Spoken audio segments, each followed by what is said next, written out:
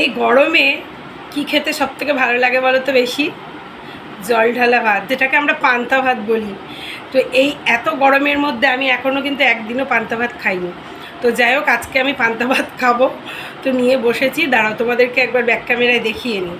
এখানে 2টো কাঁচা লঙ্কা নিয়েছি, আর ভাত তো এরকম একটু জল দিয়েই নিয়েছি, আর আলু ভাজা নিয়েছি, আর কিছু নিইনি। তো চলো এবার ভাতটা মাখি ভালো করে।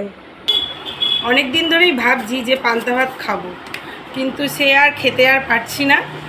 তো আজকে ভাবলাম না, আজকে খাবোই পান্তা ভাত। আজকে আর পান্তা ভাত ছাড়াছাড়ির কোনো ব্যাপার নেই। আর আমি কিন্তু ভীষণ ভালোবাসি মানে পান্তা ভাত খেতে, কিন্তু এই নানান রকম ঠান্ডা লাগার প্রবলেমের জন্য খাই না। যদিও সেটাতে কিন্তু কোনো অসুবিধা হয় না, সেটাও আমি জানি।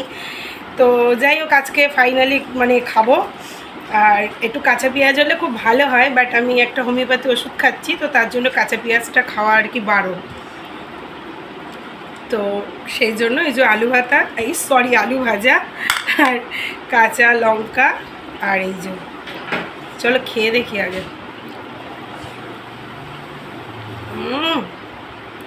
দারুণ সুন্দর হয়েছে। তোমরা কে কে মানে পান্তা ভাত খেতে ভালোবাসো, জল ঢালা ভাত, আমাকে কিন্তু অবশ্যই কমেন্টে জানাবে। আমি তো খুব ভালোবাসি।